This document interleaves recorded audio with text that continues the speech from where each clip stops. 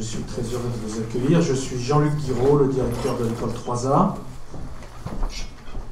Je ne vais pas vous faire un long discours, mais je suis là pour vous souhaiter la bienvenue, pour vous remercier d'être venu, pour remercier le groupe SOS d'organiser sa première délocalisation des Altermardis avec nous. C'est flatteur. On est très heureux de vous accueillir et heureux que vous nous ayez choisi. Très heureux d'accueillir Madame Benhamed, conseillère régionale, qui nous fait le plaisir aussi de venir introduire cette séance. Alors, bon, c'est le début de l'année, donc je vais vous dire ce qui nous fait plaisir. Et ce qui nous fait plaisir pour cette année, au départ de cette année, ce qui nous fait plaisir, puisque l'école 3A, on est un peu tombé dans la marmite quand on était petit, hein. L'économie sociale et solidaire, c'est un peu notre affaire. C'est beaucoup celle de nos étudiants, c'est beaucoup celle de nos professeurs.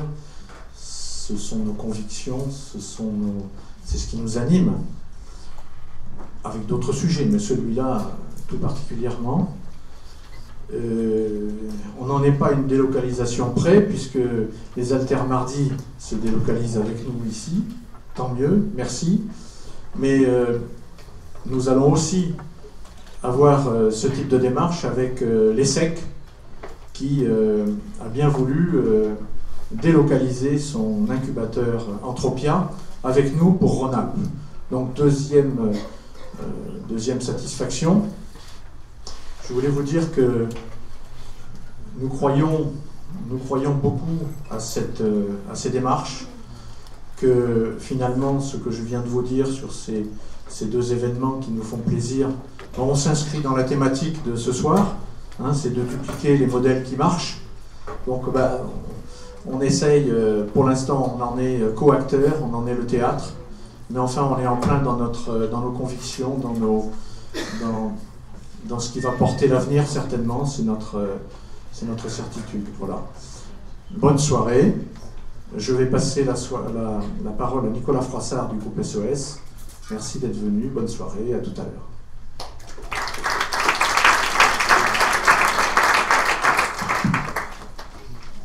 Merci beaucoup. Merci pour votre accueil. C'est un grand plaisir évidemment d'être aujourd'hui ici, puisque comme vous l'avez souligné, c'est la première fois que les Altermardis Parlons Solutions sortent de Paris. C'est un grand plaisir d'être aujourd'hui à Lyon et dans cette école 3A pour lancer cette délocalisation entre guillemets qui devrait se poursuivre dans les mois qui viennent, parce qu'il y a un besoin aujourd'hui de parler d'économie sociale et solidaire, d'entrepreneuriat social, et évidemment pas qu'à Paris, un peu partout en France. Donc on est ravis de commencer par ce partenariat, cette co-organisation avec 3A, parce que ça s'est très bien passé. Merci Léna, un grand merci pour ce travail qu'on a fait conjointement. J'en profite pour remercier William et Lango Smith et Romain Dichand qui font vivre au quotidien depuis 4 ans maintenant ces événements qui marchent bien, qui ont une vraie notoriété.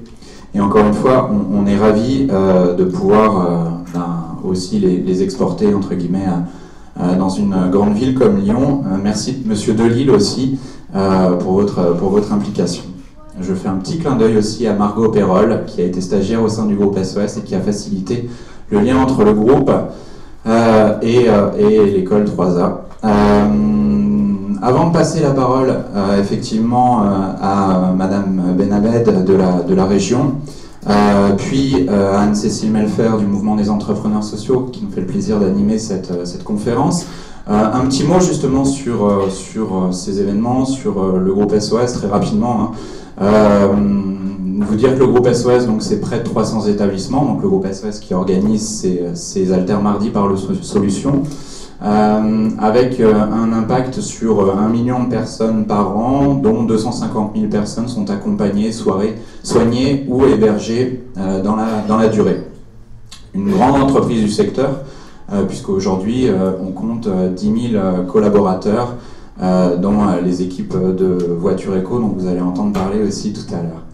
Un credo qui est assez simple, c'est l'efficacité économique au service de l'intérêt général. On vient du secteur associatif. Le secteur associatif a souvent œuvré et innové pour l'intérêt général, avec une efficacité économique parfois relative. Donc c'est vrai que des acteurs comme le groupe SOS ont cette vocation de réconcilier l'économique et le social ou le sociétal. Dans plusieurs secteurs, l'emploi, l'éducation, les seniors, la santé, les solidarités. Les solidarités, c'est le secteur historique du groupe SOS, en permettant à des personnes en situation extrêmement difficile de reprendre pied, avec une prise en charge individualisée. L'emploi en gérant des entreprises d'insertion, pour ceux qui connaissent l'usine, qui accueille beaucoup d'événements du secteur de l'économie sociale et solidaire à côté du Stade de France à Saint-Denis, dans le 93, qui est une entreprise d'insertion. Dans l'éducation, des centaines de salariés du groupe accompagnent des adolescents et des enfants en souffrance et leurs familles quand c'est possible. Et puis de secteurs évidemment importants sur toute la France, seniors et santé, les maisons de retraite humaines, et aussi gérer des hôpitaux et des soins d'excellence pour tous. Ce qui nous intéresse aussi dans le cadre des Alters Mardi, c'est pour ça aussi que le groupe SOS porte ces événements, c'est de parler de l'entreprise de demain. On considère que l'entreprise de demain, c'est une entreprise sociale. Qu'aujourd'hui, il y a un grand défi pour le monde de l'entreprise, c'est justement de réinventer ce modèle, avec par exemple une échelle des salaires encadrée, avec l'absence d'actionnaires ou des bénéfices alloués au développement de l'activité. Des thèmes évidemment portés par le mouvement des entrepreneurs sociaux, dont on va entendre parler aussi dans quelques instants. Construisons ensemble, c'est là aussi un credo du groupe et plus largement aussi de ces événements, c'est-à-dire qu'aujourd'hui on considère que la crise fait que personne, en tout cas il n'y a pas un mouvement ou un secteur qui a les solutions toutes faites, mais que les solutions viendront d'un dialogue entre pouvoir public, entreprise classique et entreprise sociale par exemple. Et c'est aussi évidemment l'objectif d'un événement comme celui qui nous réunit ce soir. Sur le groupe SOS, vous trouverez plus d'infos sur notre site internet, plus d'infos également sur les Alters Mardi si vous passez de temps en temps à Paris. Vous y trouverez le programme des Alters Mardi parisiens en attendant d'autres événements sur Lyon et sur la région, et puis aussi peut-être demain un peu partout en France. Voilà, j'en ai fini. On n'a pas dit un mot sur les partenaires historiques sans qui ces événements n'existeraient pas, qui sont le Crédit Coopératif, sur la région Île-de-France, le Centre de ressources de l'économie sociale et solidaire, la ville de Paris qui est évidemment un partenaire important pour les événements parisiens. On espère que demain, la ville de Lyon, le Grand Lyon, la région Rhône-Alpes seront des partenaires si on décline un cycle de conférences sur cette région. Interdépendance des magazines Macadam et Radio Éthique, même si d'autres médias vont nous rejoindre demain pour avoir un impact et une audience plus important. Voilà, j'en ai fini avec cette introduction. Je laisse la parole à notre animatrice et à nos intervenants.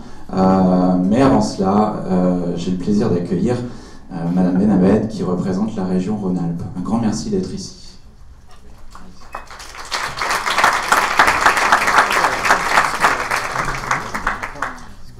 Bonsoir. Tout d'abord, je représente ce soir la région Rhône-Alpes et j'en suis très heureuse. Donc, comme disait Monsieur le directeur qui a la gentillesse de nous accueillir, j'ai pour habitude de remettre les prix des BTS et faire la fête après, c'est fort sympathique. Merci. Ensuite, Cyril Kretschmar était parmi vous ce matin, donc il m'a passé les consignes, m'a dit que tout s'était très bien passé. Et donc ce soir, j'interviens moi-même pour uniquement présenter les délibérations qui sont effectives en économie sociale et solidaire à la région Rhône-Alpes. Mais avant ça, je tenais quand même à remettre dans le contexte de l'économie sociale et solidaire la définition exacte de l'entrepreneuriat social. Donc, il a été remplacé par l'entrepreneuriat éthique à l'URSSCOP et le groupe de recherche, le CRESO, estime qu'aujourd'hui, une problématique est née par rapport à cette définition. Donc, il est très important, mais vous l'avez dit tout à l'heure, que l'entrepreneuriat social, ce sont des entreprises que, quelle que soit la forme juridique, doit avoir la majorité de son capital détenu par des salariés, donc pas d'associés majoritaires, mais c'était noté sur le PowerPoint, doit avoir un dispositif d'épargne salariale et doit former tous les salariés à l'économie d'entreprise. Donc quand on a ces critères-là, eh bien, on peut se considérer comme de véritables entrepreneurs sociaux. Il me semblait également important de prendre 3 beaux exemples de notre ville ou de l'agglomération. Donc, en l'occurrence, je souhaitais parler d'Élise, qui s'occupe de recyclage papier et carton, donc qui est une association à but environnemental, mais qui emploie des salariés très éloignés de l'emploi, et en l'occurrence les handicapés, ce qui permet 5 recrutements par mois à l'heure actuelle. Donc on peut dire que ce sont des structures qui fonctionnent bien.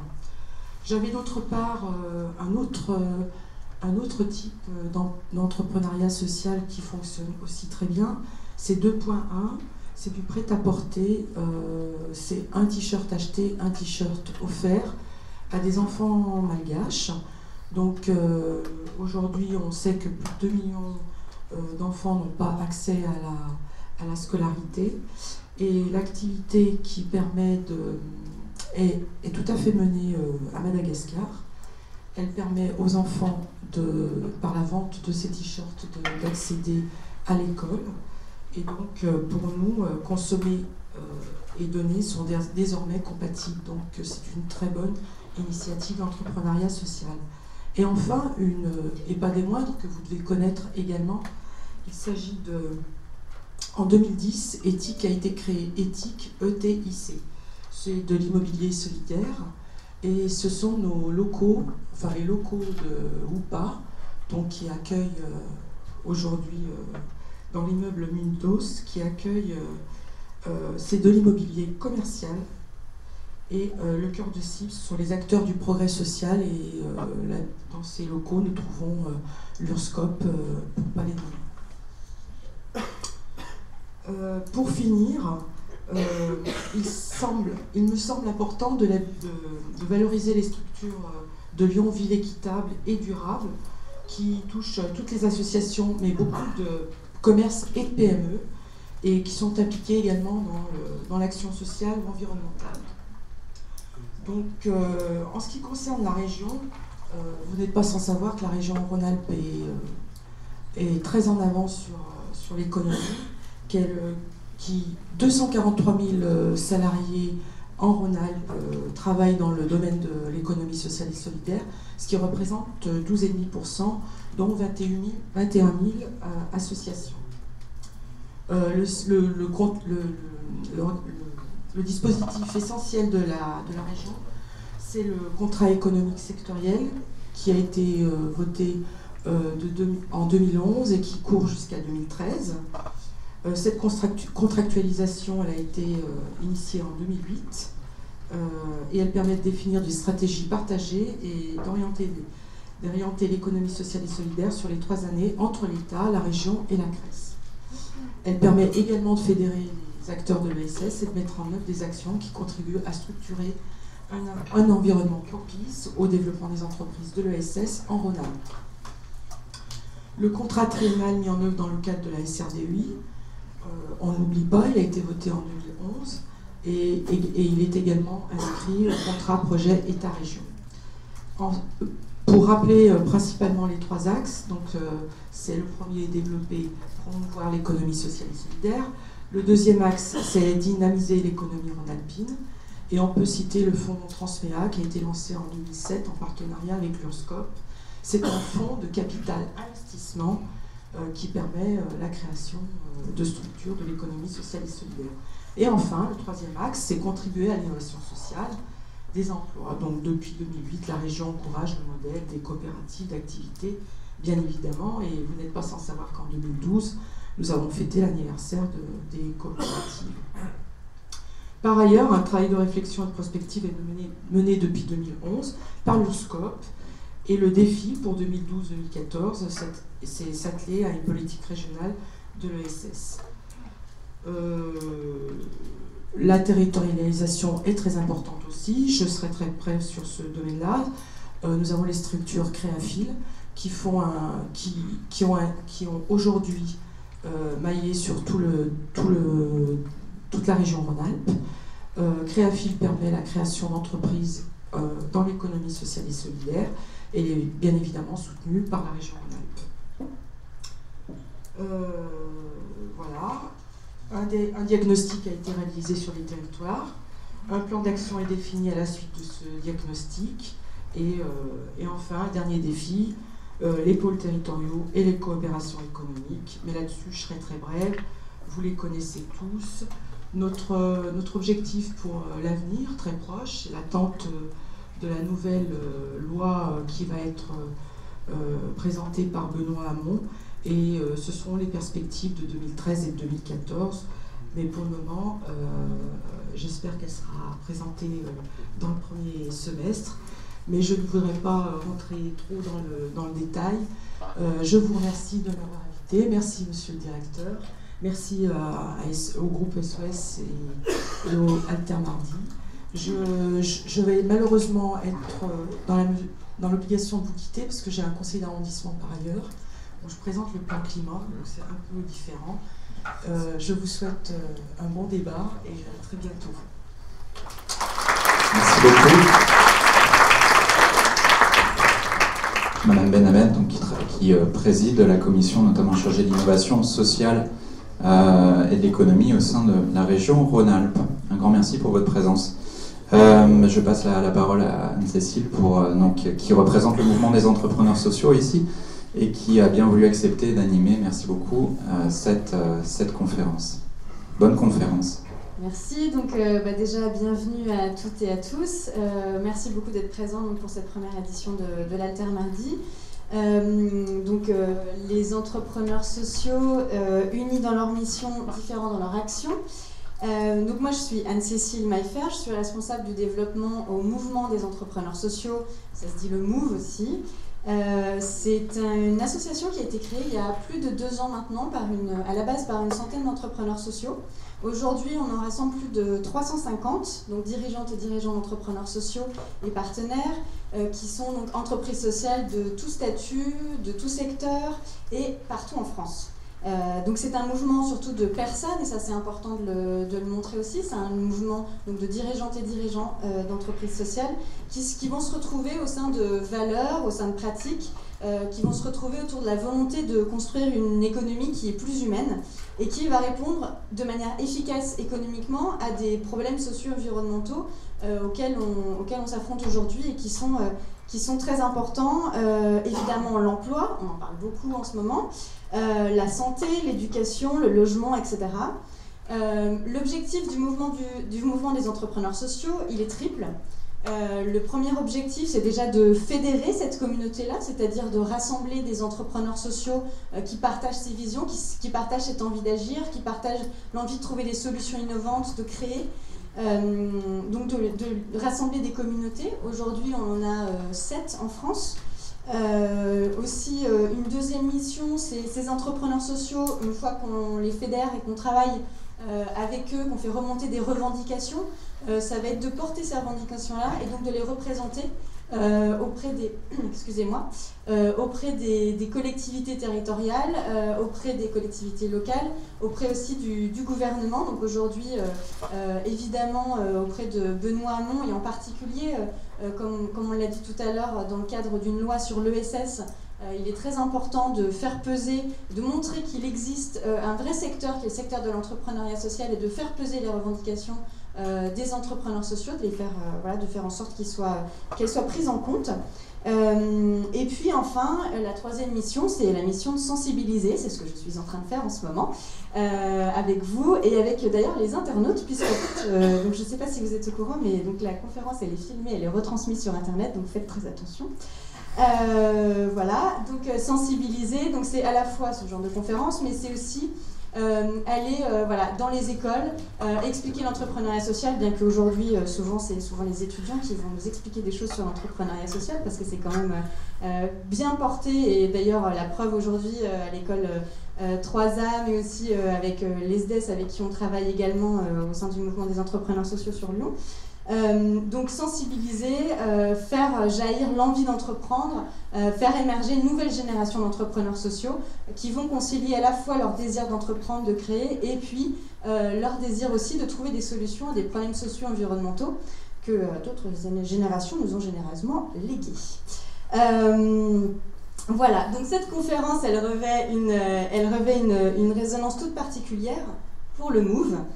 Pourquoi ? Parce qu'en fait, la question sous-jacente à la thématique de cette conférence, c'est un petit peu quels sont les enjeux d'une structure, d'une entreprise sociale qui souhaite décliner son modèle. C'est-à-dire une fois que son modèle sur un territoire a eu un impact intéressant, comment faire pour répliquer ce qui marche ? Comment faire pour répliquer ? Donc, est-ce qu'on réplique ? Est-ce qu'on fait du copier-coller ? Ou est-ce qu'on essaime ? Est-ce qu'on va adapter ? Est-ce qu'on va s'implanter ? Comment est-ce qu'on fait ça dans un contexte dans lequel les besoins ne sont pas forcément toujours homogènes ? C'est ce qu'on va voir.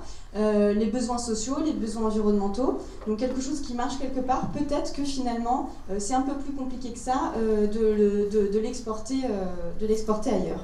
Et alors, c'est une résonance particulière pour le mouvement des entrepreneurs sociaux, parce qu'en fait, on est en train de se la poser également en ce moment, quand on démarre des nouvelles communautés d'entrepreneurs sociaux dans des régions, comme aujourd'hui en Rhône-Alpes. On s'est retrouvé une quarantaine d'entrepreneurs sociaux il y a 2 mois et demi, 3 mois, qui avaient cette forte volonté de créer une communauté d'entrepreneurs sociaux MOVE.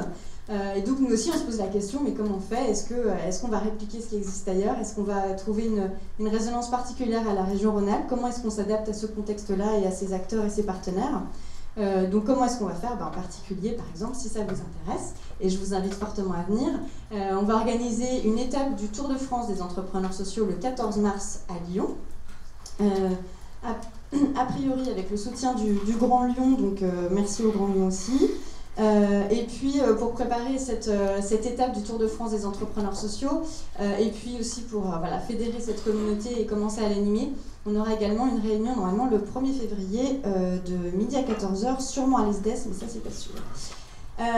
Donc ça, voilà, j'ai fini pour la pub Move. Alors, pour échanger avec nous ce soir, on a des entrepreneurs sociaux justement, des entrepreneurs sociaux qui ont été choisis par l'équipe de l'Alter Mardi pour justement parce qu'ils sont dans cette problématique-là, d'essaimer, de répliquer, de s'adapter, comment s'implanter.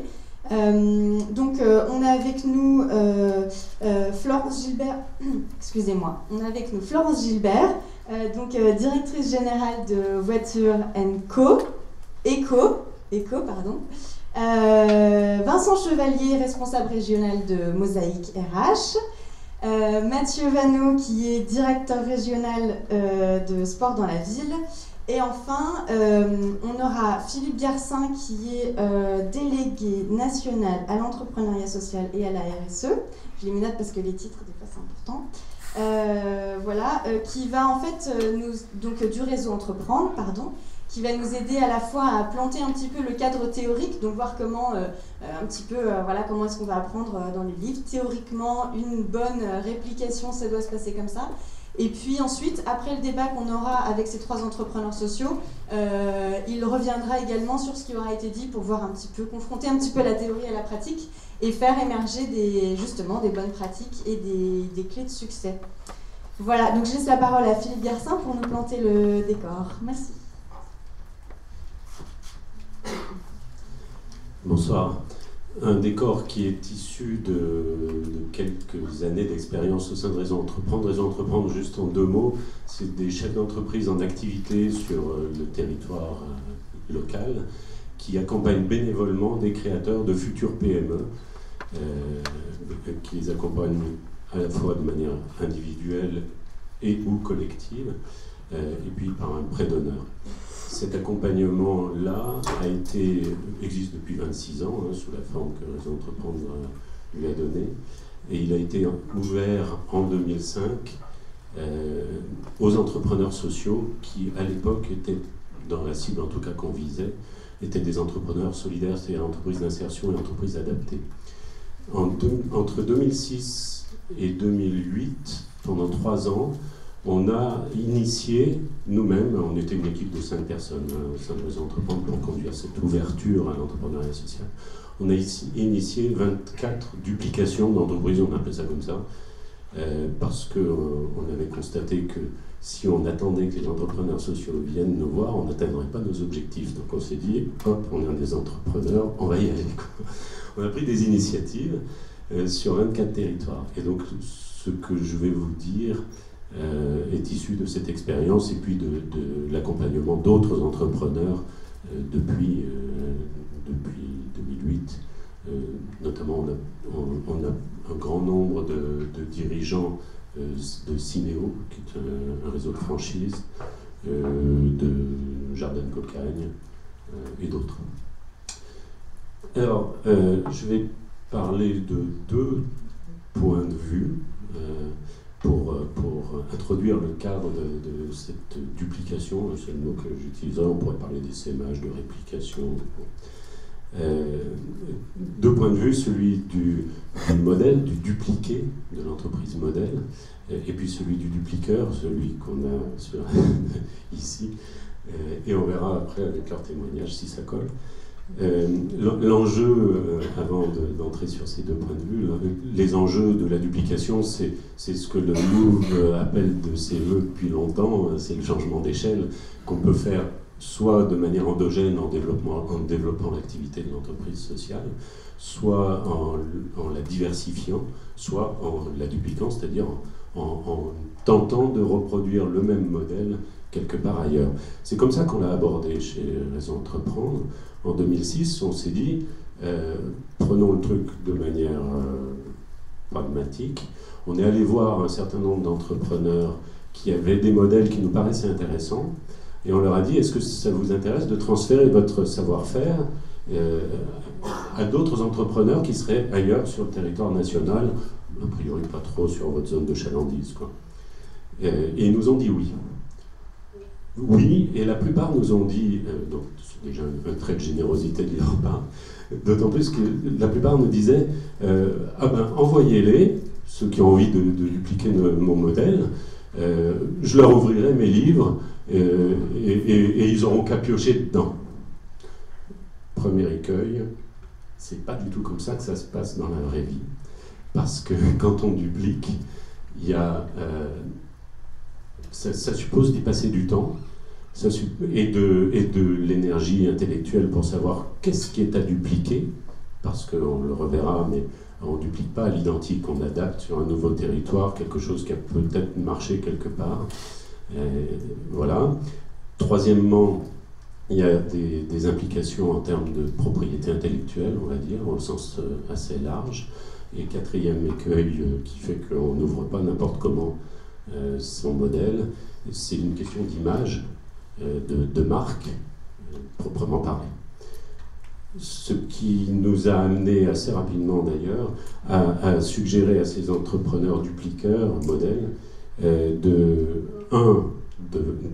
faire de la duplication une dimension stratégique, même si elle n'est pas essentielle pour eux, mais de le considérer comme un projet stratégique, c'est-à-dire de décider de le faire en conseil d'administration, de piloter le projet comme un projet de développement.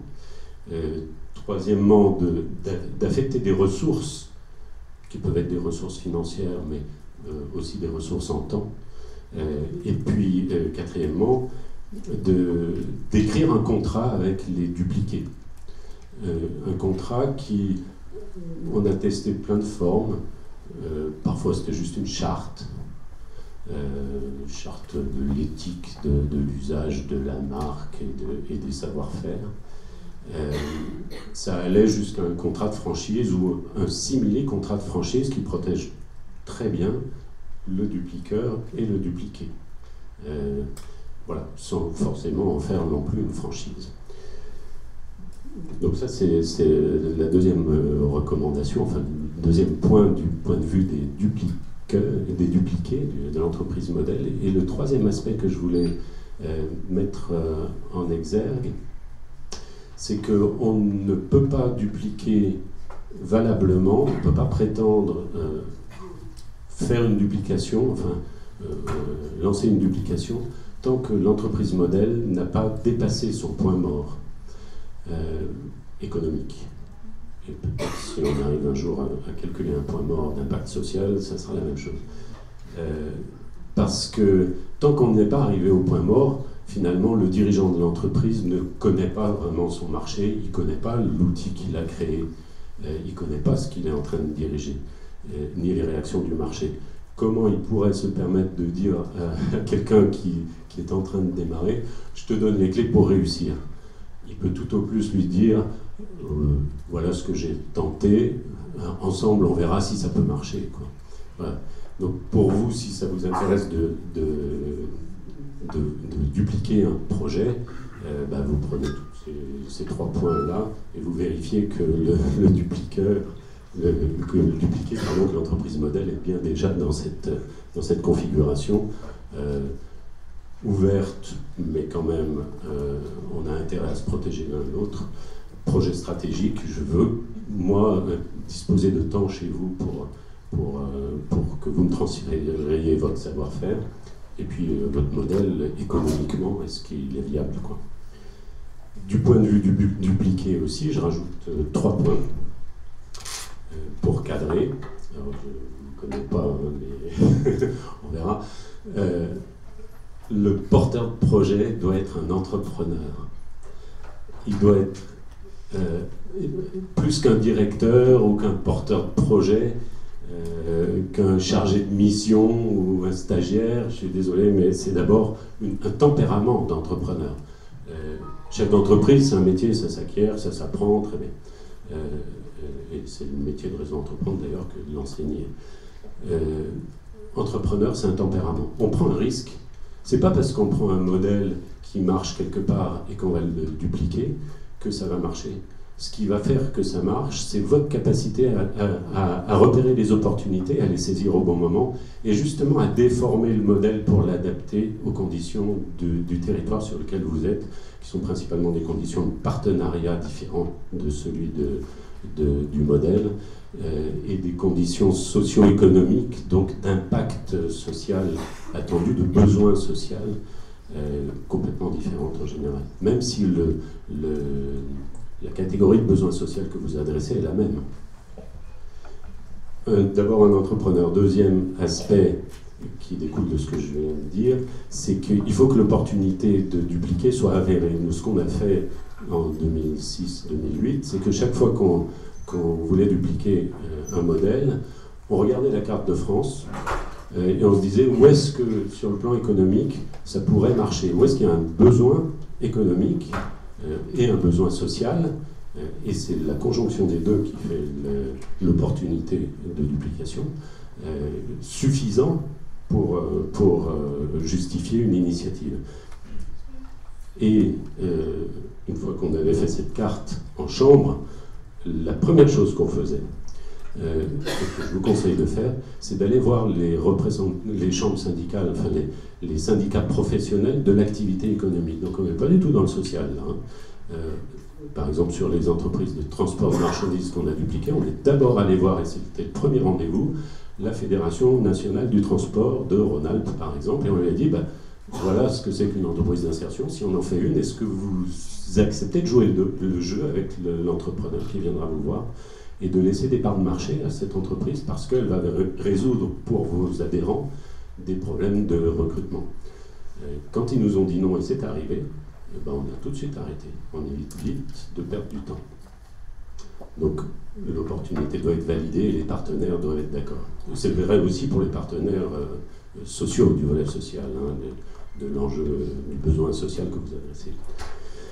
Dernier point, c'est que le porteur de projet, il nous semble, a intérêt à être hébergé dans une entreprise locale, une entreprise sociale, si son profil est plutôt économique, une entreprise purement économique mais engagée socialement ou sociétalement, si son profil de base est plutôt social.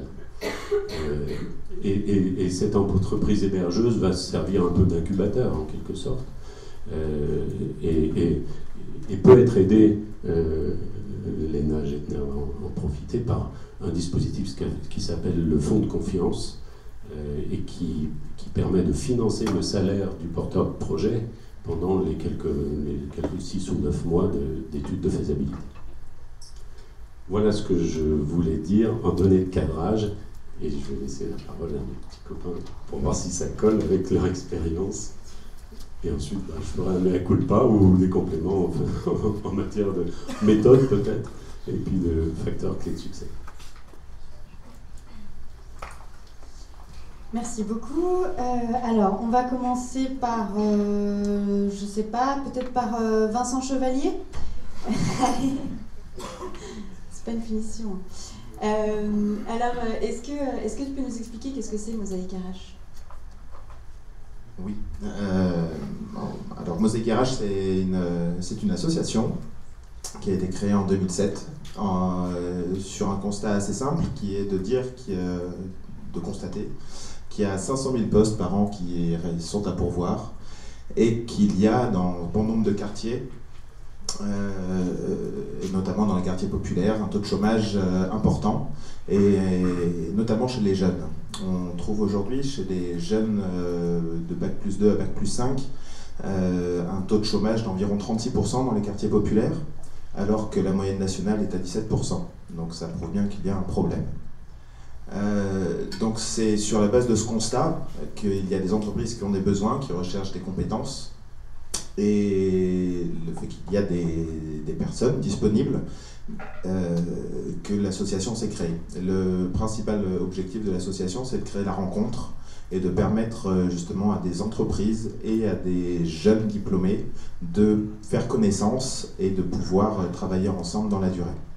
Donc Mosaïque propose donc des prestations aux entreprises, des prestations de recrutement, que ce soit sur des stages, des alternances ou des emplois.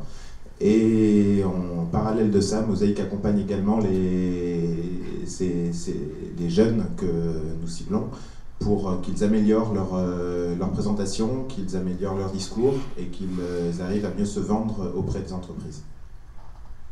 Et donc l'association, au départ, c'est une association, n'est-ce pas? Elle s'est créée, l'entreprise sociale, elle s'est créée sur Paris.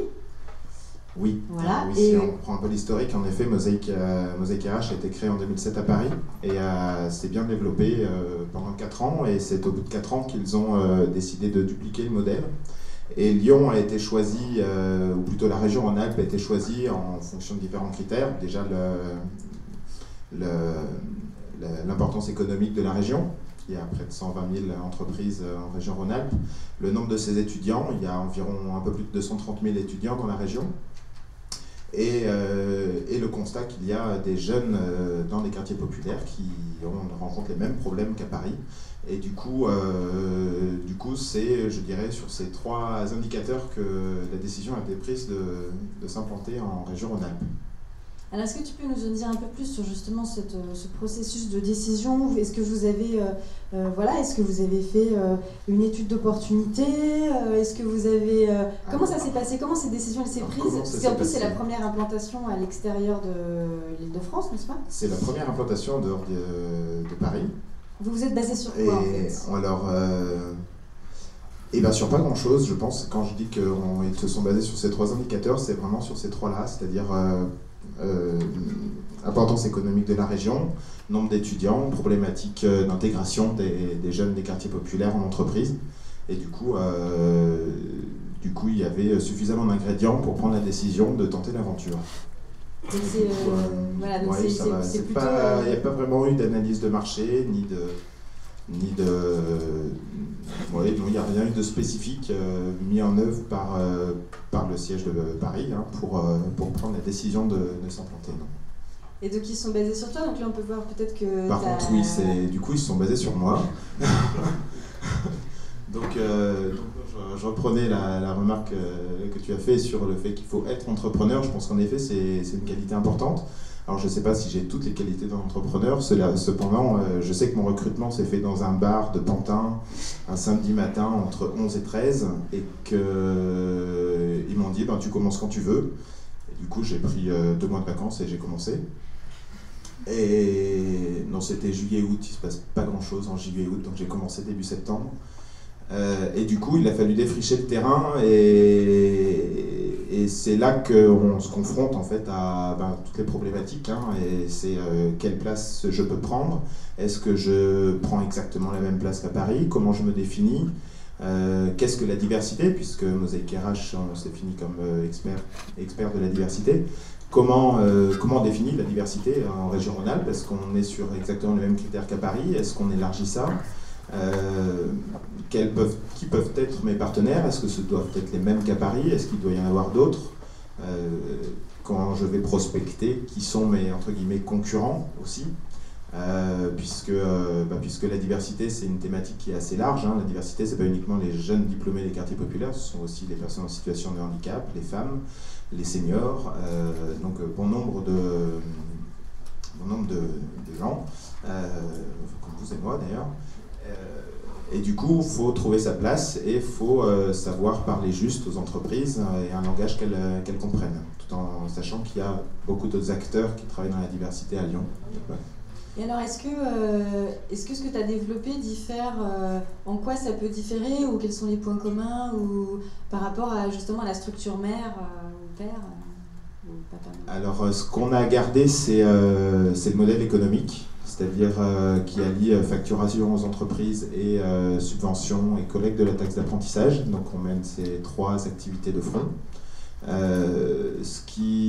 Alors avec une répartition qui se trouve être à peu près la même qu'à Paris finalement, mais ça c'est le hasard. En tout cas sur la première année, la répartition est à peu près identique.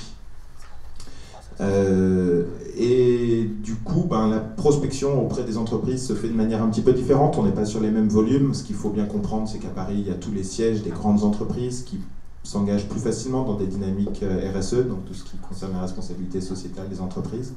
Sur Lyon, les entreprises s'engagent aussi, mais ont moins de levier de prise de décision par rapport au siège parisien.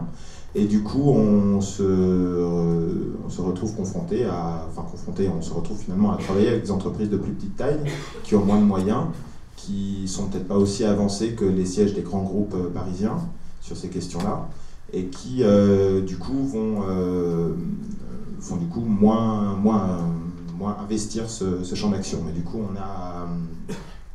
on se retrouve à devoir réduire un petit peu nos tarifs, à les ajuster, à être sur des volumes un peu plus faibles. Mais je dirais que c'est pas forcément ça qui est important.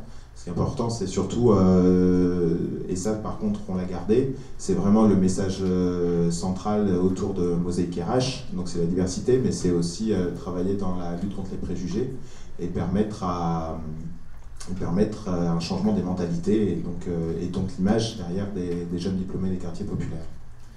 Voilà. Et donc là, ça fait combien de temps que tu as lancé Alors, on a démarré en septembre 2011. Je dirais que l'activité a réellement commencé aux alentours de décembre-janvier. Donc ça fait grosso modo une bonne année maintenant qu'on a pleinement démarré. Et jusqu'à présent, plutôt content de la réplication. Pour l'instant, ça fonctionne. Donc tant que ça fonctionne, oui, ça va. Et donc pour toi, c'est quoi Est-ce que tu pourrais, si tu devais donner un conseil, pour toi, par rapport à ton expérience de ce que tu as monté avec Mosaïque RH à Lyon, est-ce qu'il y aurait une bonne pratique, une chose importante à noter de cette expérience? Quand on duplique sur le modèle de Mosaïque RH, c'est-à-dire que la structure lyonnaise est portée par le siège parisien, il faut absolument mettre en place des outils des outils de gestion qui soient éprouvés. Et ça, c'est peut-être un petit peu ce qui a fait défaut, c'est-à-dire qu'il a fallu un petit peu parfois refaire les choses à Lyon, alors qu'on aurait pu s'appuyer sur des outils qu'ils utilisent à Paris. Et ça fait perdre du temps, et on se trouve du coup en face parfois d'une montagne en se disant même ça je dois le faire, et c'est un peu fastidieux. Cependant l'appui du siège est primordial, puisque on profite de leur expérience, on profite aussi d'un bon nombre de moyens, hein. C'est vrai que c'est eux qui mettent l'argent au démarrage, et du coup ça aide beaucoup pour travailler confortablement et un petit peu moins dans le stress aussi. Et peut-être donc que cet écueil-là, finalement, c'est parce que tu as été le premier à répliquer quelque chose. Aussi. Et donc peut-être que ce qu'on peut... on verra après, en particulier avec l'expérience de voiture éco, peut-être que si on apprend des choses et que la réplication la première fois, c'est pas la même que la réplication quand on en a déjà fait 15 ou 18, quoi. Oui, certainement. Il y a une nouvelle antenne qui s'ouvre à Saint-Ouen, donc au nord de Paris, sur un modèle un petit peu différent. Et du coup, c'est aussi l'idée de tester des modèles de duplication différents pour trouver le meilleur et pour pouvoir derrière essaimer peut-être plus rapidement aussi dans d'autres régions de France. Il y a un dernier élément aussi que je voudrais mentionner, et je suis obligé de le faire parce qu'ils sont dans l'Assemblée. Il y a 2 structures qui nous ont quand même bien aidés, qui continuent à nous aider, c'est Émergence et Ashoka, qui sont deux fondations. Enfin, Émergence est une fondation d'entreprise, Ashoka, une structure qui accompagne les entrepreneurs sociaux. Et c'est vrai que leur appui au moment de la création de l'antenne de Lyon a été bien utile. Merci. On va peut-être examiner un petit peu le cas de Sport dans la ville avec Mathieu Banon. Alors déjà, qu'est-ce que c'est Sport dans la ville ? Alors, Sport dans la ville, c'est une association qui a été créée il y a une quinzaine d'années, ici, à Lyon. Donc on a fait vous le verrez dans l'histoire, on a fait le chemin inverse de Mosaïque RH dans notre parcours qui a été créé par Philippe Odo et Nicolas Sherman il y a maintenant une quinzaine d'années.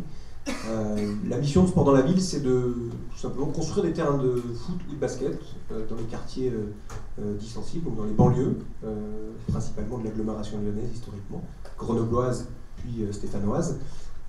L'objectif étant de créer un lien avec les enfants dès l'âge de 7 ans sur ces terrains de sport, les faire grandir avec l'association et puis jalonner leur parcours au sein de l'association par un certain nombre de programmes qui ont pour objectif ultime l'insertion professionnelle. Donc on a un programme qui aide les jeunes à travailler l'expression orale et écrite, voilà, un programme qui s'appelle Apprentibus. On a un programme qui est dédié aux jeunes filles qui s'appelle Elle dans la ville, qui est un programme qui a pour objectif de faire sortir les filles de leur quartier, leur faire découvrir autre chose, et puis pouvoir continuer à conserver un lien privilégié avec ces jeunes filles au moment de la mixité, à l'âge de 13-14 ans, où ça devient un peu plus compliqué. Donc un programme qui leur est véritablement dédié. Un programme extrêmement important pour l'association qui s'appelle Job dans la ville, qui est un programme d'insertion professionnelle et qui a pour objectif d'accompagner 350 jeunes vers des grands enjeux que se posent à eux, que sont les enjeux de formation, de choix d'une formation, que sont les enjeux de recherche d'un emploi. C'est vrai que quand on vient d'un quartier populaire, trouver un job aujourd'hui, c'est compliqué. Voilà, donc on est là à leur côté pour les aider à définir leur projet professionnel d'une part, et puis d'autre part, les aider avec notre réseau de partenaires à entrer au mieux dans la vie active. Et puis un dernier programme, qui est un programme important pour l'association, qui est un programme qui s'appelle Entrepreneurs dans la ville, qui est un programme qui a pour objectif de former, alors pas à l'école 3A, mais à l'EM Lyon pendant 4 mois de futurs jeunes entrepreneurs issus des quartiers, et ensuite de les incuber en fonction de la maturité de leur projet au sein de notre pépinière d'entreprise ici sur notre siège social à Vèze. Voilà, donc ça c'est la mission de Sport dans la ville. Donc en fait vous êtes dans un premier temps un peu démultiplié en projet, et là maintenant vous êtes dans une autre stratégie de croissance. Est-ce que tu peux nous expliquer un petit peu pourquoi, et en particulier donc, pourquoi cette stratégie de croissance aujourd'hui plus territoriale peut-être, et puis pourquoi Paris quand on est si bien à Lyon? C'est vrai que l'association elle s'est développée rapidement et fortement. Dans un premier temps, elle a développé des programmes, puisque les enfants qu'on accompagnait, ils ont grandi, donc quand on a accompagné un jeune à l'âge de 7 ans, quand l'association a grandi, à un moment donné, c'est posé à lui ces sujets d'insertion professionnelle. Donc c'est vrai qu'on a grandi de manière, en fonction des besoins des jeunes qu'on accompagnait sur le terrain, sachant qu'on accompagne sur la région Rhône-Alpes 3000 jeunes par semaine qui font du sport avec nous. Donc ça, c'est un premier constat. On a grandi par programme. Voilà. Ensuite, c'est vrai qu'on est né sur l'agglomération lyonnaise, en particulier avant Olin, et que petit à petit, c'est vrai que ce modèle s'est dupliqué, c'est-à-dire que ces terrains de sport se sont dupliqués sur l'agglomération lyonnaise. On a sur la région Rhône 21 terrains sportifs, et puis à un moment donné, dans une dynamique régionale, forcément les besoins des jeunes sont immenses, et en particulier sur 2 grosses agglomérations qui étaient Saint-Étienne en l'occurrence et Grenoble. Donc on a grandi sur ces 2 territoires-là. Et puis il y a maintenant 2 ans, puisqu'on a 75% de nos partenariats qui sont des partenariats privés, donc des entreprises qui soutiennent les programmes de l'association. Et forcément, dans ces 75% d'entreprises, il y a beaucoup d'entreprises parisiennes qui ont leur siège social à Paris, qui soutenaient des programmes principalement rhône-alpins. Et c'est vrai qu'on a décidé, il y a maintenant 2 ans, d'étudier l'opportunité de sortir de notre précaré confortable, oui et non, mais en tout cas précaré lyonnais, rhône-alpin, pour aller apporter notre soutien, notre humble soutien aux jeunes de la région Île-de-France. C'est vrai que ça s'est fait tout simplement pour une bonne raison. La première, c'est que les besoins, c'est ce qui nous a drivé en premier lieu, c'est-à-dire que les besoins sur l'agglomération, sur la région Île-de-France sont immenses en termes de structure, de terrain de sport d'une part, et puis surtout en termes d'insertion professionnelle, c'est-à-dire que voilà, on est confronté la région Rhône-Alpes est aujourd'hui à un niveau de maturité, même s'il y a encore des besoins immenses pour les jeunes de la région Rhône-Alpes pour accéder à une formation, pour accéder à un job.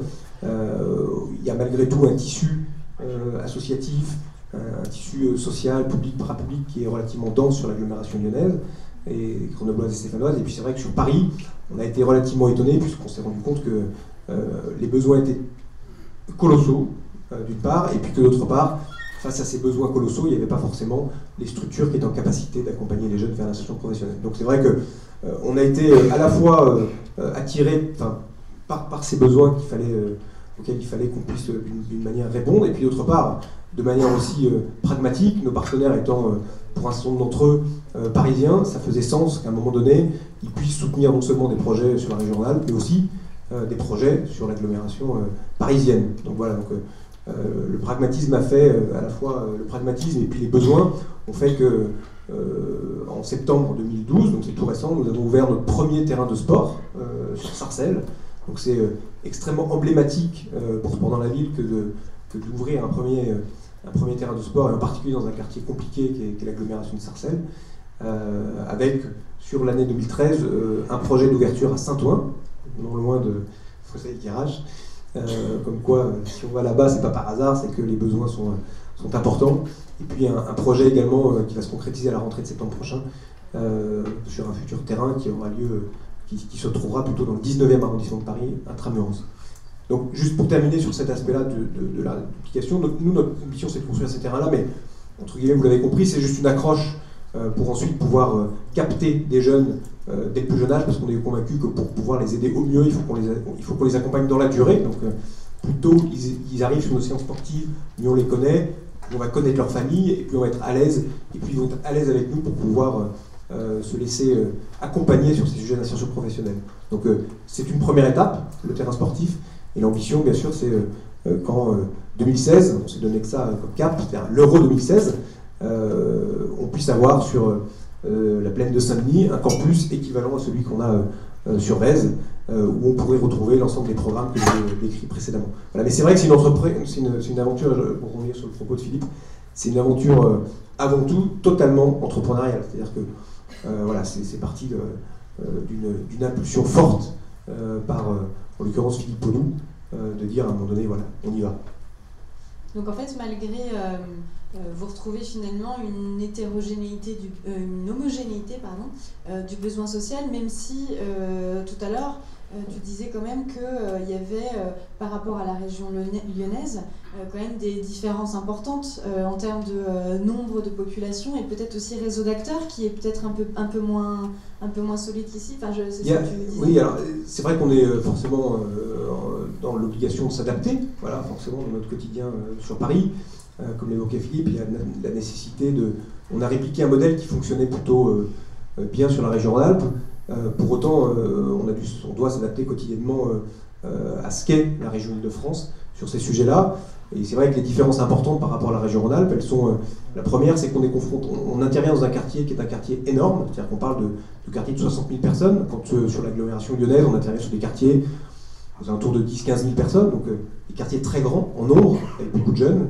Des quartiers nord de Paris avec un taux de chômage qui est chez les parents de nos jeunes supérieur à 50%, avec un taux de famille monoparentale extrêmement élevé, donc un contexte familial voilà, qui est compliqué. Donc il y a ce deuxième point. Il y a un troisième point qui est pas à négliger, c'est il y a un urbanisme qui a changé, enfin qui est en train de changer, mais qui a changé autant à Lyon, quand on voit des quartiers comme la Duchère, quand on voit des quartiers comme Vaux-en-Velin, on se rend compte que l'urbanisme, depuis maintenant une dizaine d'années, est en train d'évoluer. C'est vrai qu'on a tendance à casser cette logique de grande tour. Là, on est encore dans un fonctionnement de grande barre où on sait que ça, voilà, c'est des environnements qui complexifient naturellement la vie au sein des territoires. Puis il y a une quatrième différenciation, c'est la provenance des populations sur le territoire de Sarcelles. Voilà, c'est-à-dire que le maire de Sarcelles nous disait que, et c'est une différence par rapport à la région Rhône-Alpes, il avait l'ensemble du continent africain qui était représenté, c'est-à-dire plus de, je crois, 90 nationalités qui cohabitent sur son territoire, alors que c'est vrai que sur l'agglomération lyonnaise, aujourd'hui, on accompagne des jeunes qui sont majoritairement issus, alors c'est la deuxième, troisième génération, mais plutôt d'Afrique du Nord. Donc ça aussi, c'est une différence qu'on a constatée en intervenant sur ces territoires-là. Et vu que c'est des territoires, puis après j'arrêterai de t'embêter, vu que c'est des territoires très, enfin l'Île-de-France est quand même très grand, enfin, le 93, le 92, c'est pareil, c'est des départements qui sont grands, où justement comme tu l'as dit, c'est des quartiers, voilà, à peu près 60 000 personnes. Pourquoi vous décidez de vous mettre là et pas par exemple à Sarcelles et pas ailleurs à côté? Pourquoi pas Saint-Denis? Pourquoi pas qu'est-ce qui a motivé cette décision? Est-ce qu'il y a eu une analyse spécifique? Est-ce qu'il y a eu Alors, on a rencontré une dizaine de maires, plutôt du nord de Paris. Et c'est vrai que, comme l'évoquait Philippe, ça a été une rencontre avec le maire de Sarcelles, M. Pupponi, qui a été évidemment extrêmement enthousiaste et accueillant et bienveillant par rapport à notre projet. Et puis ça a été aussi le fait qu'on a un partenaire Decathlon qui avait un magasin à proximité et qui a aussi soutenu forcément le lancement de ce projet. Donc c'est l'objet d'une rencontre. Maintenant on est, comme beaucoup de structures associatives, si on avait des finances illimitées, des terrains, on appelle ça but en or, c'est des terrains de sport et l'ensemble des programmes que j'évoquais, notre rêve c'est qu'on puisse être présent dans toutes les communes de la région Île-de-France. Voilà, mais on a, comme toute structure, des contraintes financières, donc on avance souvent plus vite que les sous ne rentrent, voilà, parce que cette démarche entrepreneuriale, c'est aussi ce qui fait que l'association en est là aujourd'hui. Voilà. Maintenant, pour revenir sur ta question, c'est l'objet d'une rencontre, tout simplement. Et puis le fait d'être au nord de Paris, par rapport à ce qui va se passer autour de l'Euro 2016, comme on a un vecteur quand même le football fortement, fait du sens. Ben merci. Et donc Florence, alors là où c'est aussi intéressant, Florence, c'est que donc toi tu es directrice générale de Voiture & Co. Et donc en 2006, quand tu... Alors déjà, qu'est-ce que c'est Voiture & Co? Et après je te pose des questions, pardon. Voiture Eco, pardon. Voiture Eco, bonjour. Voiture Eco, c'est une association qui est née en 1998 pour permettre à tous de mieux se déplacer en polluant moins. Et puisque c'est peut-être un tout petit peu compliqué, on va faire partir un film. Donc je vous laisse regarder, je vous explique après.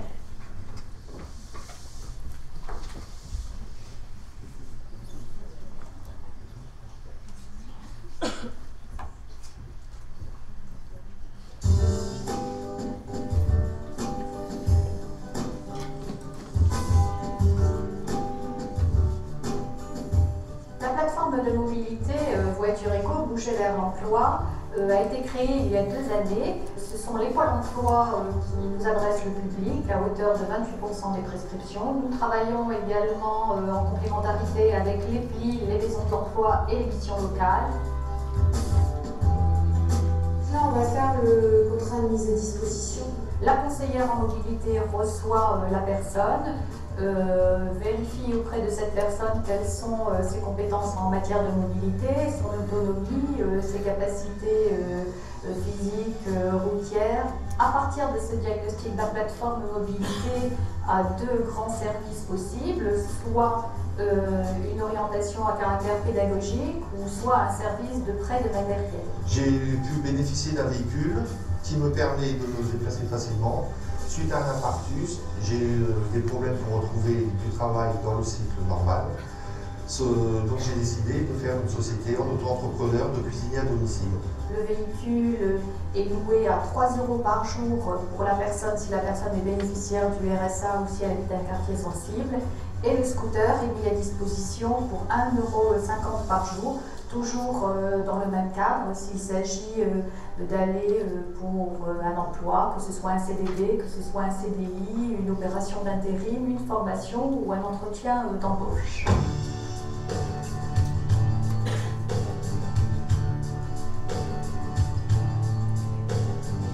Je suis un exploit de ma voiture et Malheureusement, donc ça me pose des problèmes pour aller travailler. Le vendredi soir et le samedi soir, je travaille à Nord-de-Calais. Malheureusement, à ces heures-là, il n'y a plus de bus télétravail qui puisse me ramener chez moi.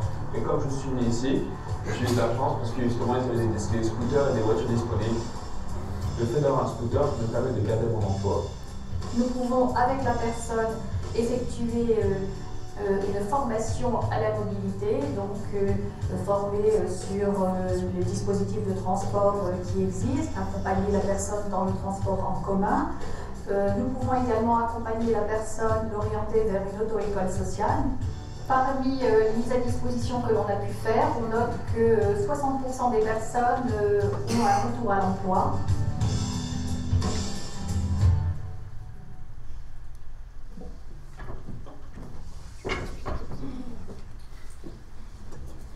Donc en gros, Voiturico, c'est ça. C'était l'exemple de la plateforme de Valenciennes.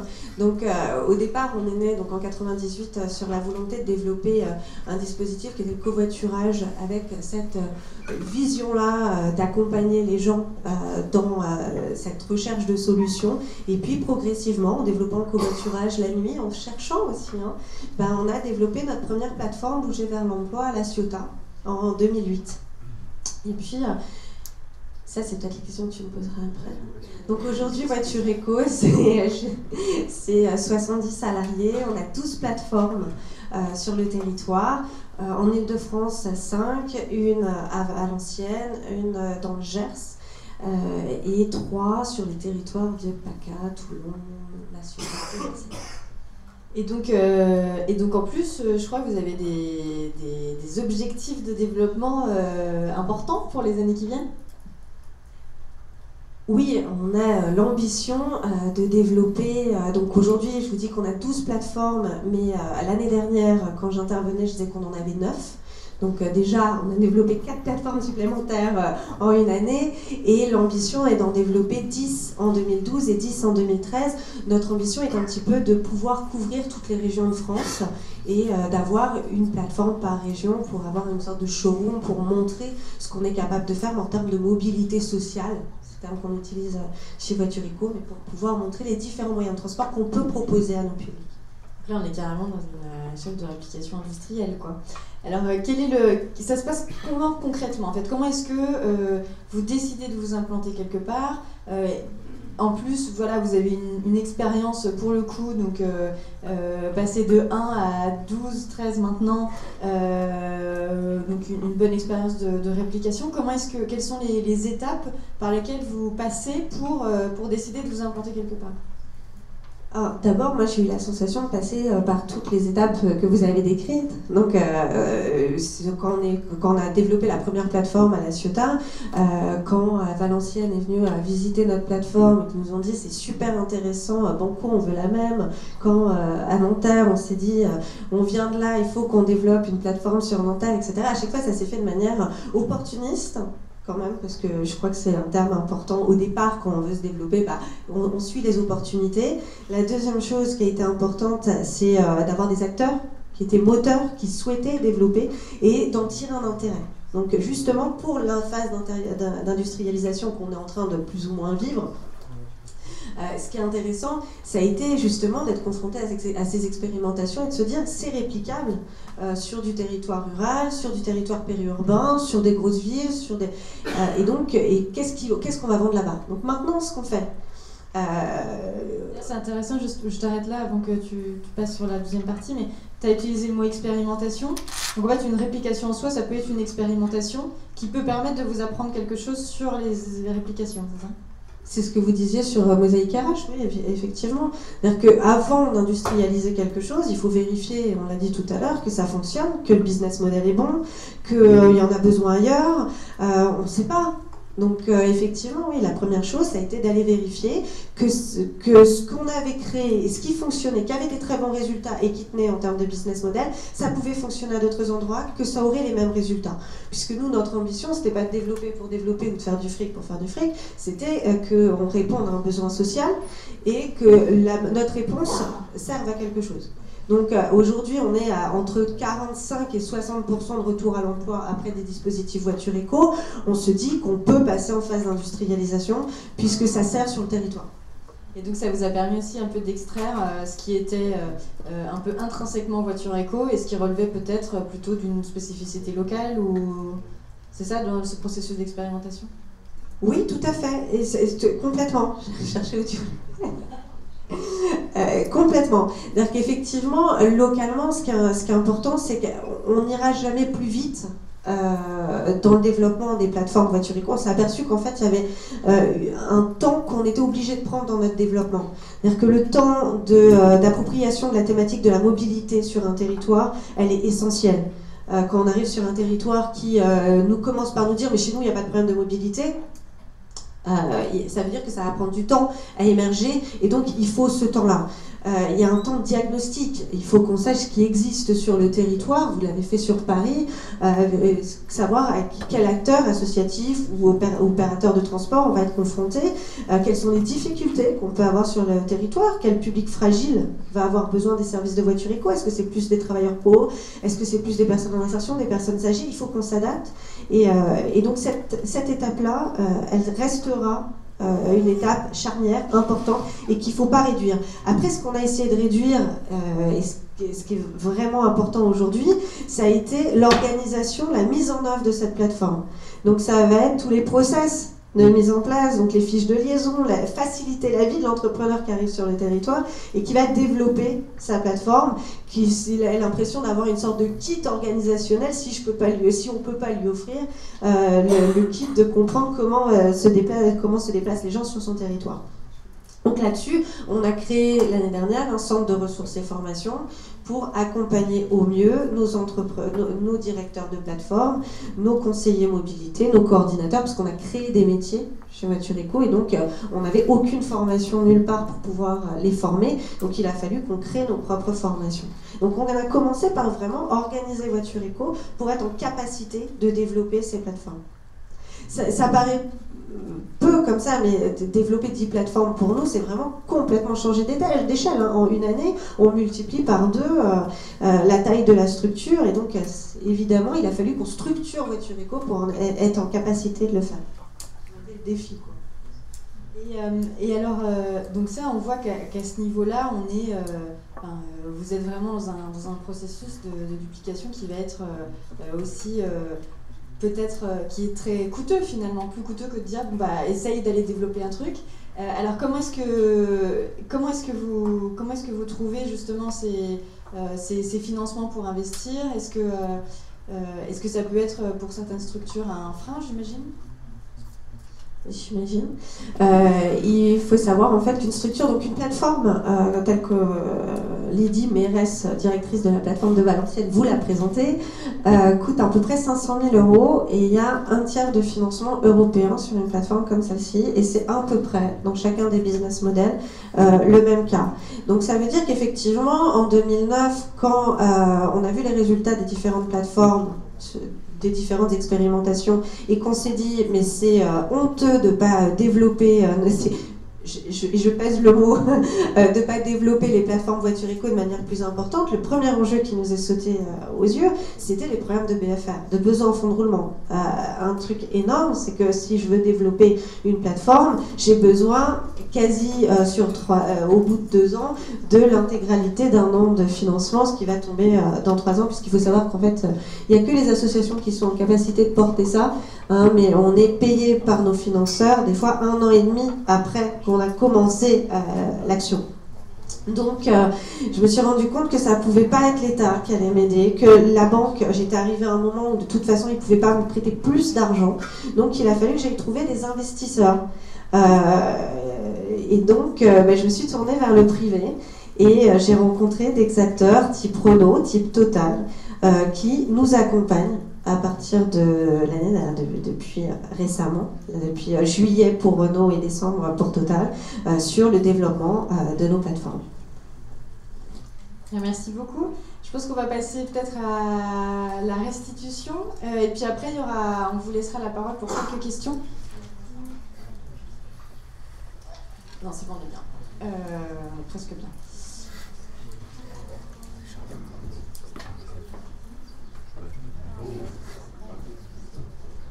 Alors, deux quelques chapitres, les clés de succès que j'ai entendues, et puis quelques éléments de méthode. On entend, et ça reviendra dans la méthode, mais le choix du territoire, que ce soit pour l'entreprise modèle ou pour l'entrepreneur qui veut dupliquer ce modèle, c'est une question de pragmatisme, d'opportunisme, mais ça suppose, en termes de méthode, une étude du marché social, quoi. Et moi, j'ai pas peur de dire, ça choque souvent hein, dans le milieu de l'ESS, on me prend pour un facho de machin, là, mais peu importe. L'entrepreneur social, en duplication ou pas d'ailleurs, il a 2 études de marché à conduire, une étude de marché économique, est-ce qu'il y a des gens qui sont prêts à payer le service, et une étude du marché social, est-ce qu'il y a des gens qui ont besoin de l'impact social que je vise. Voilà, et on l'a bien entendu là. Et par rapport à ça, moi je rajouterais juste que l'opportunisme, c'est aussi d'aller, comme je dis souvent, là où le beurre est mou. Pourquoi, enfin, là où le problème social est le plus fort, quoi. Plutôt Sarcelles que à Passy dans le 16e arrondissement, quoi. C'est pas la peine d'aller chercher. Il y a tellement de besoins, malheureusement, à résoudre. Ce qui veut dire que pour vous, si vous êtes entrepreneur, si votre truc d'entrepreneur social, c'est un besoin social à résoudre, ben, il faudra peut-être changer de territoire. Si votre truc, c'est de résoudre des problèmes du territoire, il faudra vous adapter aux besoins sociaux du territoire que vous aimez. Voilà. Et elle est là où l'accueil est le plus fort, on l'a bien entendu. Hein. L'accueil des parties prenantes existantes autour du problème social est un enjeu clé. Un autre point de clé de succès, j'ai bien entendu le temps non compressible pour vous permettre de comprendre la problématique sociale à laquelle vous allez vous adresser sur le territoire. Comprendre l'écosystème, qui sont les parties prenantes, pourquoi ils n'ont pas déjà résolu, trouvé des solutions, qui sont les concurrents. Et quand je parle d'études de marché identiques sur le volet social, on peut utiliser les mêmes termes, quoi. Je me posais même la question, est-ce que vous n'êtes pas un petit peu concurrent quelque part, mais peut-être pas, parce que vous avez une segmentation dont vous arrivez avant Mosaïque RH. Non, oui, parce que, on n'est pas concurrent dans le sens où on fait un travail très en amont du moment où intervient Mosaïque RH. Et Mosaïque RH, il va falloir qu'on puisse travailler davantage avec Mosaïque RH, parce que c'est les jeunes qu'on prépare à l'insertion professionnelle, à rentrer dans la vie active. Mosaïque RH peut être typiquement un prestataire avec lequel on devrait arriver à travailler. C'est ça le move, faire se rencontrer les entrepreneurs sociaux. Exactement. Et du coup, troisième facteur clé de succès que je voulais mettre en exergue, que j'ai entendu, c'est d'utiliser, et je crois que c'est très important dans l'économie sociale et solidaire, des méthodes d'entreprise. On a entendu investir, besoin en fonds de roulement, études de marché, process industriel. On peut parler de process de production d'un impact social, quoi, avec des méthodes, avec des deadlines, avec des ressources, etc. Je rajoute un dernier facteur clé de succès qu'on n'a pas entendu, mais qui est issu de notre expérience, c'est que l'entrepreneur qui duplique, voilà, doit maîtriser au moins 2 des 3 clés qui permettent la création d'une entreprise sociale, c'est-à-dire soit il maîtrise les réseaux existants, les réseaux socio-économiques existants sur le territoire, soit il maîtrise le défi social auquel il s'adresse, le travail social par exemple, soit il maîtrise le métier économique qui peut être le support de l'activité de l'entreprise. Il faut qu'il en maîtrise 2 sur les 3, sinon ça va être très très très compliqué pour lui de s'en sortir, parce que c'est déjà suffisamment compliqué de monter une entreprise sociale.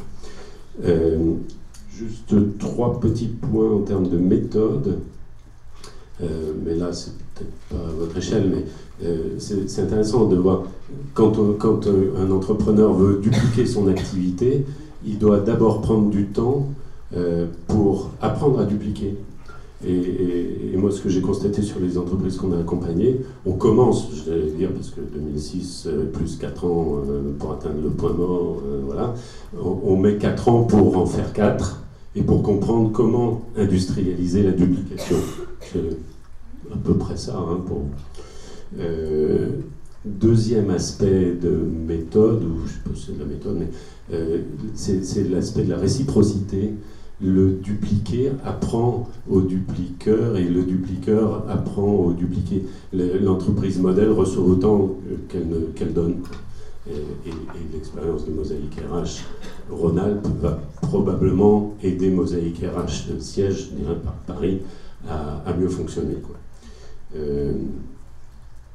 Et puis après c'était une question de méthode stratégique, quoi. Soit on y va par volonté, on choisit le territoire où on va, parce que le besoin, on pense qu'il y en a beaucoup. Soit on est tiré par le marché, un partenaire qui dit ben ouais, moi j'étais déjà à Paris, viens le faire à Marseille, quoi. Voilà. Ah si, un dernier truc, si vous voulez vous lancer et dupliquer un modèle, entourez-vous de chefs d'entreprise. Le comité de pilotage de votre projet doit être constitué de chefs d'entreprise de votre territoire, des entrepreneurs sociaux et des entrepreneurs classiques, mais des chefs d'entreprise qui auront un regard complètement différent de ceux des techniciens de la création d'entreprise que vous pouvez trouver dans une union régionale, dans un incubateur ou ailleurs.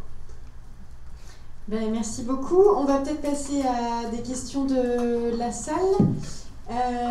Si vous avez des questions à poser aux entrepreneurs.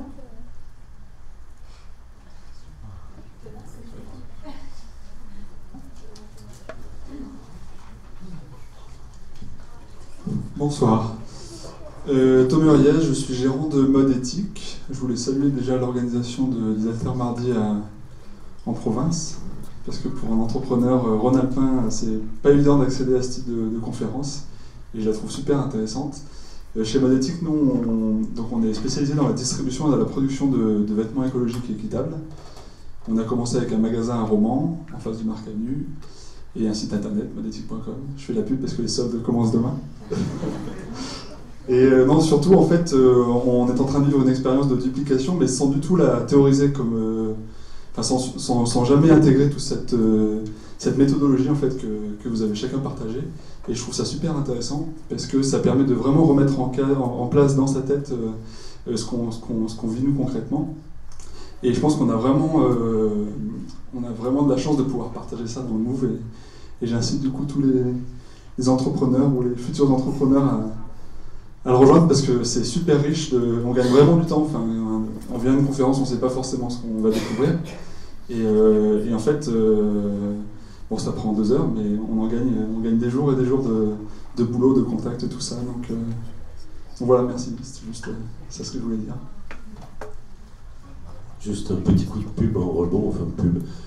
Pour ceux que ça intéresse, j'ai écrit en 2010 un guide de la duplication qui est issu de nos expériences. Venez me voir si vous voulez que je vous le donne. Et puis l'essai qu'on a aussi.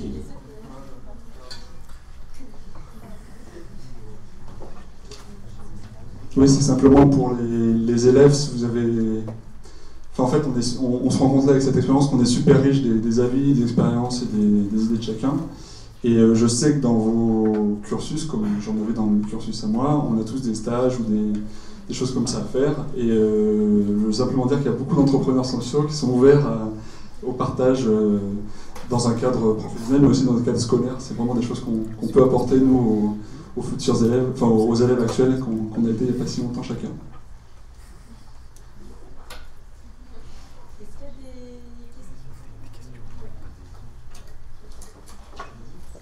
J'avais une question plus pour Vincent Chevalier.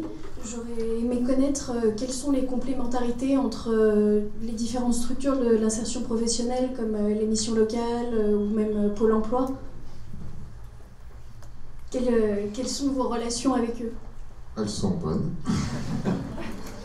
Nos relations sont bonnes avec eux, on travaille avec eux. C'est vrai que quand on a des offres de postes à pourvoir, on les envoie aux missions locales, on les envoie à ce moment de la ville aussi. On les envoie à un certain nombre de structures qui travaillent en proximité des jeunes des quartiers populaires et puis auprès du public qu'on cible plus largement. Donc oui, on fait un travail complémentaire. Si vous axez spécifiquement sur les missions locales, les missions locales ont vraiment développé une très bonne expertise sur les jeunes décrocheurs ou jusqu'à, on va dire, à peu près niveau bac plus 2. Nous, on intervient plutôt sur la population qui vient après et on a trouvé avec eux des complémentarités dans ce cadre-là.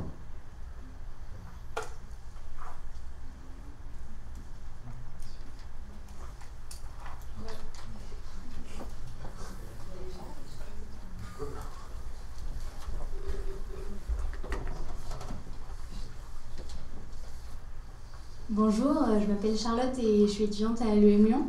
Et moi j'ai une question pour Voiture Éco. Je voulais savoir, quand vous avez fait rentrer des investisseurs privés dans votre structure, est-ce que ça a changé quelque chose? Et si oui, qu'est-ce que ça a changé?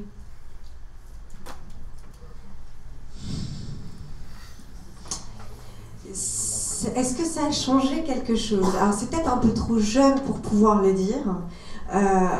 Donc c'est pour ça que je pense en revanche qu'on est dans une démarche aujourd'hui, on a toujours été, je pense, dans une démarche d'être le plus professionnel possible. En revanche, le fait de travailler et d'avoir des investisseurs privés nous oblige à avoir une certaine rigueur. Moi, je trouve que c'est quelque chose de très positif pour l'avenir de la structure. Mais je pense qu'effectivement, si je devais dire que ça a changé, je ne pense pas que ça a changé, mais en tout cas, ça nous oblige à être beaucoup plus et à garder cette rigueur.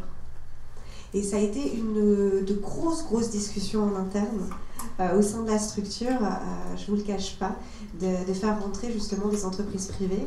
Et moi, je pense qu'on a pris la bonne décision, puisque c'est aussi une manière de co-construire. On en parle beaucoup actuellement, mais je pense que c'est important aussi de travailler tous ensemble pour les besoins sociaux. Vous dites des plateformes, c'est des structures juridiques autonomes ou c'est des départements, enfin, comme ça, c'est pas juridique?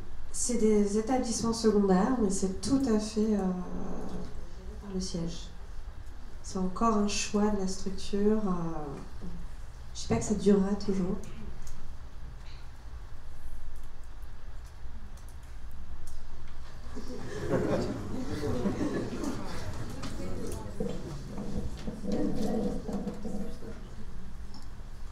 Et qu'est-ce que vous pensez? Est-ce que vous vous inspirez de modèles plus éloignés et comment est-ce qu'on peut les adapter? Parce que des modèles comme Tony Meloto aux Philippines, par exemple, qui a un concept vraiment global et qui fait à la fois de l'éducation à la citoyenneté, de la formation, qui fait construire des maisons, enfin bref, comment est-ce que ce concept global pourrait être appliqué? Parce que nous, j'ai l'impression que c'est quand même beaucoup plus spécialisé dans des activités différentes, et puis il y a une mosaïque d'acteurs. Là-bas, ils sont obligés de tout faire, quoi. Je pense que c'est un peu différent.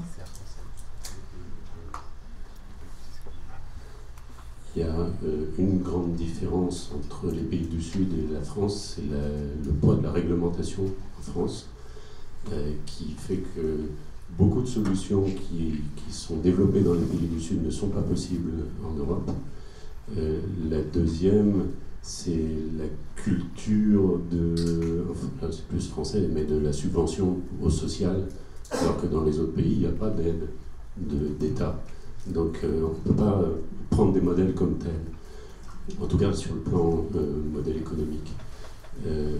En revanche, moi, plusieurs fois, j'ai rencontré des porteurs de projets qui s'inspirent de process de production d'impact social issus des pays du Sud.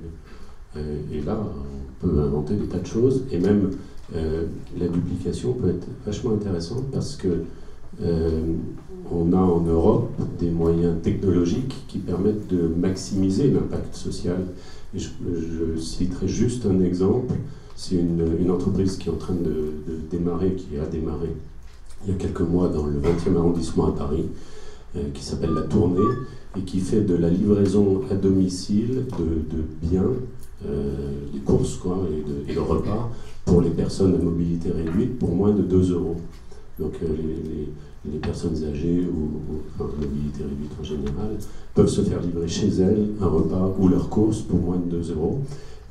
Ça n'est possible qu'à 2 conditions. Un, c'était de trouver le process de transport, parce qu'en plus ils le font, enfin, de transport de tout petits colis qui ont une valeur extrêmement faible. Et ça, ils sont allés en Inde chercher le modèle d'une entreprise des habitudes des gens. C'est des enfants sur les grands chantiers de Mumbai qui livrent à midi les gamelles repas de leur père, quoi. Voilà. Et c'est extrêmement efficace. Ils ont appuyé ce modèle de logistique très courte en distance sur un système, une plateforme Internet, oui, et une technologie informatique extrêmement sophistiquée de géolocalisation, de facturation automatique, etc. Ils sont en phase de test, mais l'objectif c'est de le dupliquer partout en France. On n'a pas abordé le. Enfin, et puis peut-être pour continuer.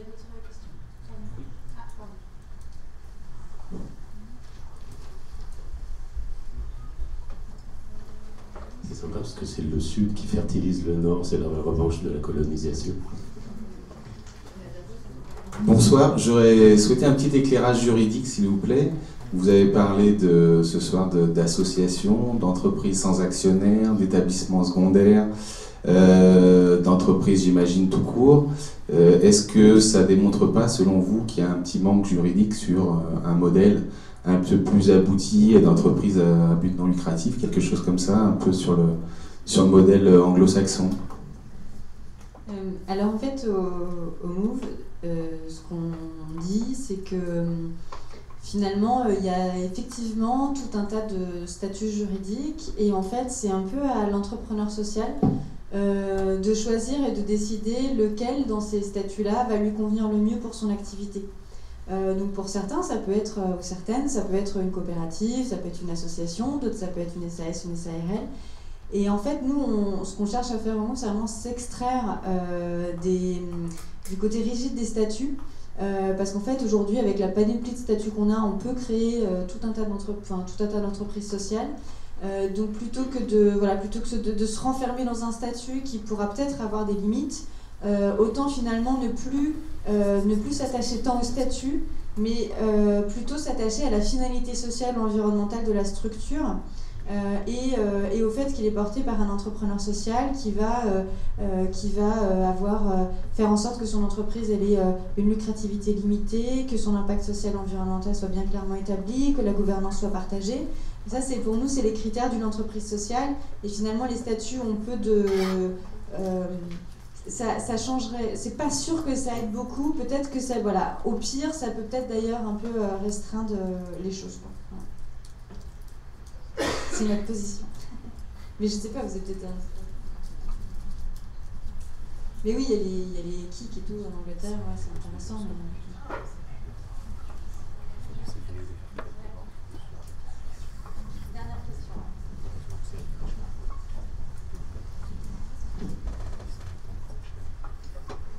Bonsoir. De ce que j'ai compris, les trois modèles, en fait, ils ont l'air de se ressembler dans la mesure où ce serait une association mère qui, en fait, aurait étendu, ou dupliqué ou étendu, en tout cas, un système initial à une autre région.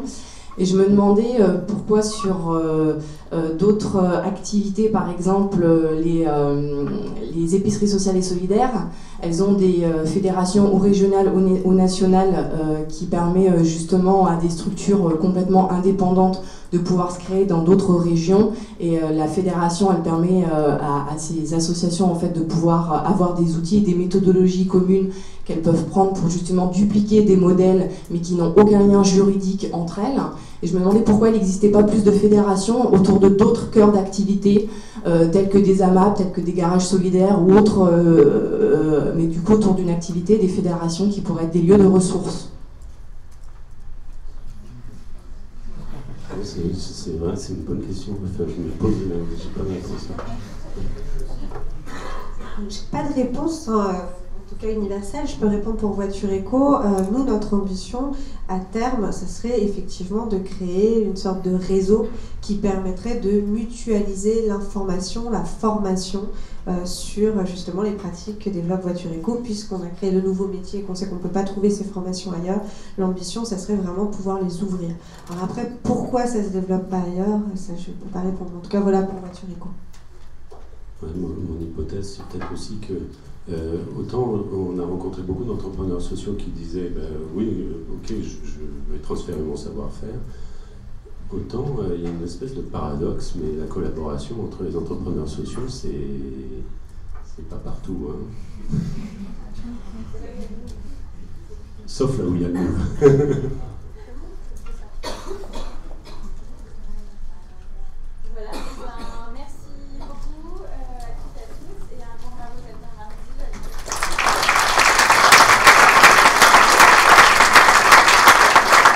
Merci encore à nos intervenants, à l'école 3A pour cet accueil. Juste pour vous remercier encore une fois les partenaires, donc évidemment l'école 3A et les partenaires des Altars Mardi. Et la semaine prochaine, les Altars Mardi reviennent à Paris, mais vous pouvez les suivre à distance sur www.altarmardi.org/live, avec notamment une rencontre avec Hervé Kempf, auteur de Fin de l'Occident, naissance du monde. À très bientôt à Lyon. Merci.